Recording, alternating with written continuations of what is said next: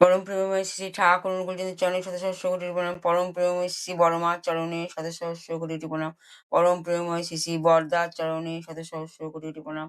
পরম পূজ্যপাদ দাদার চরণে শত সহস্র কোটি প্রণাম। বর্তমান আচার্য দেবের চরণে শত সহস্র কোটি প্রণাম।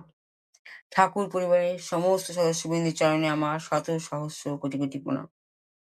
উপস্থিত ভক্তমণ্ডলীগণ, যারা আমার ঠাকুরের কথা শুনছেন, যাজন শুনছেন, তাদের চরণে আমার আনন্দিত জয়গুরু। ছোট ছোট বাচ্চাদের আদর, প্রীতি, ভালোবাসা যথাস্থানে জয়গুরু।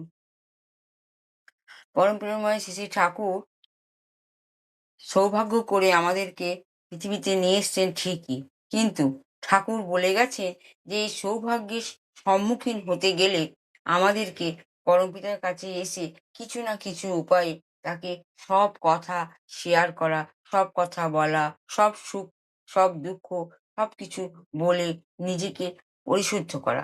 কিন্তু কে কজনা পারে ঠাকুরের সঙ্গে এসব কথা কথোপকথন করতে? আমরা এসব দিকে একদমই ধ্যান দিই না।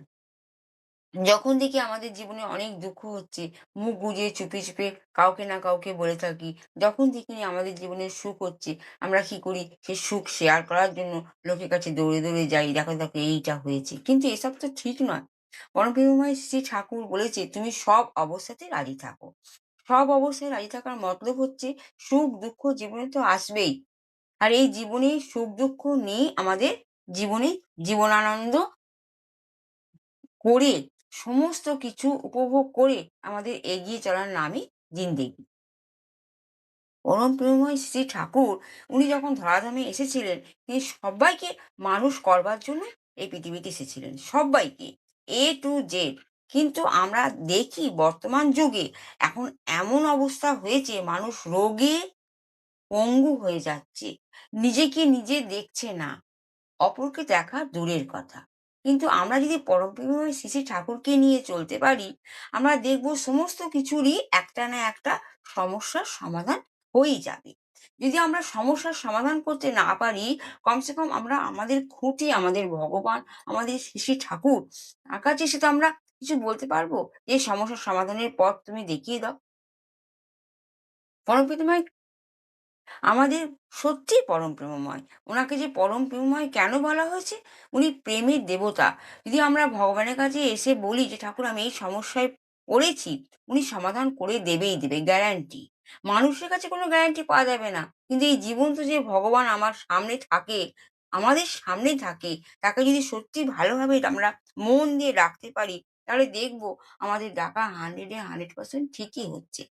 তাই আমরা কিছু করতে পারবো না ঠিকই, ঠাকুরের তো নাম জপ অজাপাভাবে করতে পারবো। ঠাকুরের নাম চলাফেরায় নাম জপ ঠাকুর করতে বলেছে।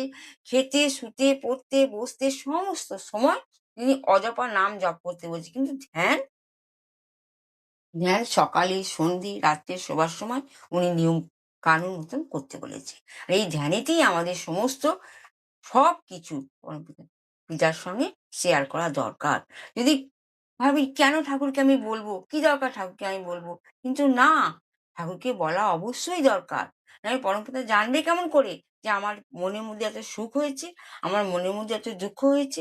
দেখো, পৃথিবীতে অনেক মানুষ আছে, কোটি কোটি মানুষ আছে, আর তাদের মানুষ করতে গেলে ঠাকুর যে কি পথ কষ্ট করে পাবনা থেকে এসেছে দেওঘরে, সেটা আমরা জানি, অনেকেই জানি।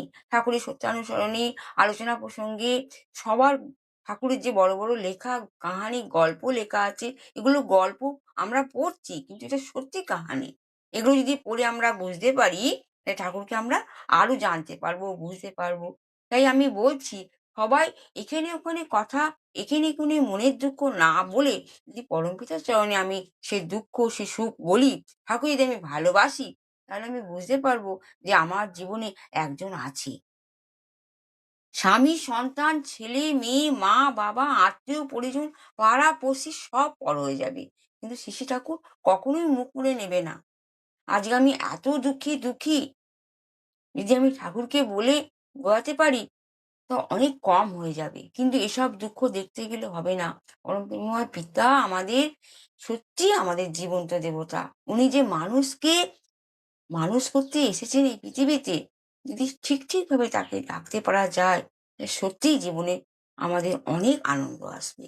তা আপনারাও সব ঠাকুরকে ডাকুন, আপনারাও সবাই ঠাকুরকে নিয়ে চলুন, আপনারাও সব ঠাকুরমুখী হন।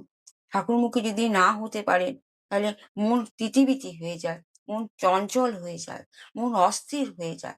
তখন আমরা কিছু স্থির করতে পারি না। তাই বলছি, আপনারা অধৈর্য হবেন না।